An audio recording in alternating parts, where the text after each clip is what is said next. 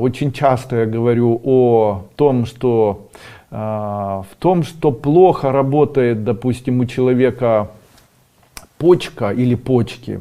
Это целиком связано с тем, что у человека только, допустим, у человека появляется ревматизм, ревматоидный артрит и так далее, у человека это возникает на фоне, ну вот как это, по моему мнению, все происходит. У человека появляется заболевание легких.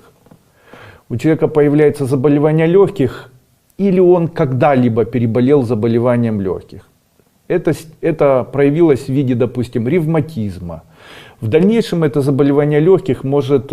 Какое это заболевание легких? Это там прививка МАНТУ, это туберкулез, это пневмония, это простудное заболевание, вирусное заболевание какое-либо. И человек перенес данное заболевание.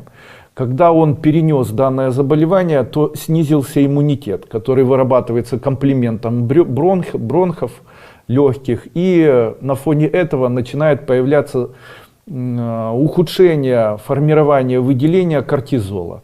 Вот это нарушение выделения кортизола или гидрокортизона фактически приводит к нарушению гормональных функций в организме, что приводит к ухудшению работы суставов, что приводит к ухудшению, появлению ревматизма, аутоиммунных заболеваний, красная волчанка, васкулит, ну и каких-либо еще.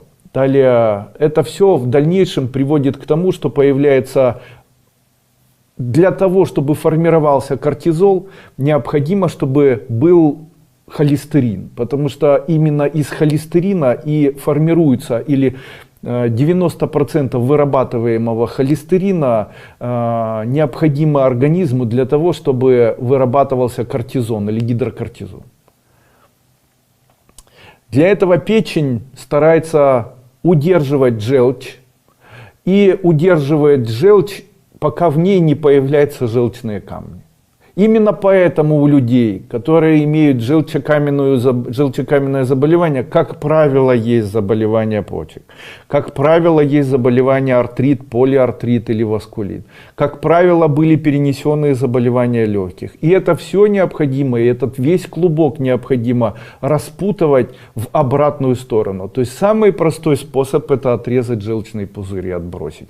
Но самый гуманный способ — это рассматривать целиком организм по принципу вот таких систем и начинать лечить, обнаружив первопричину. А первопричиной, как ни странно, то есть у вас камни в желчном пузыре, начинайте лечить легкие.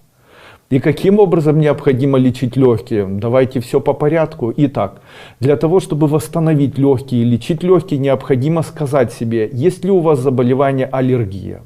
В случае, если она есть или это заболевание у вас присутствует, принимайте препарат аллергонорм, принимайте препарат D-йод.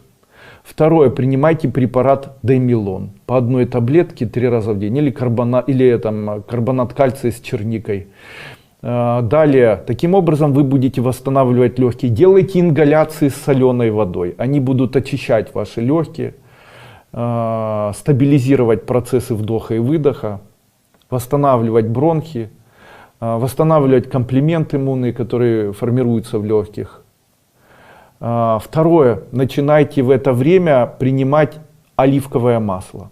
Принимайте оливковое масло по чайной ложке 3-4 раза в день. Далее, принимайте препараты для печени. Это гипакс, это препарат любые горечи, это препарат... Ни в коем случае не принимайте нистатины, потому что нистатины приведут к тому, что камни в желчном пузыре увеличатся. Принимайте гипакс препарат по чайной ложке на стакан воды 2-3 раза в день. Ну и принимайте препараты для поддержания надпочечников, которые будут активировать выработку кортизола. Это препарат, конечно же, Артридикс и Артразин. Артридикс. Сейчас он у нас называется Артридикс и Артразин. Оба этих препарата принимайте. Обязательно убрав из рациона питания очень соленую пищу, далее острую пищу, вообще никакого алкоголя. Дальше третье, можно увеличить прием, убирать по возможности красное мясо, по возможности увеличив прием молочной пищи, кроме молока, это творог, это брынза, брынзу можно даже соленую, творог в обязательном порядке, творог лучше принимать при этом жирный, молочную пищу принимать лучше жирную, можно принимать по стакану или даже 2 стакана на протяжении дня ряженки. Вот так это все должно лечиться.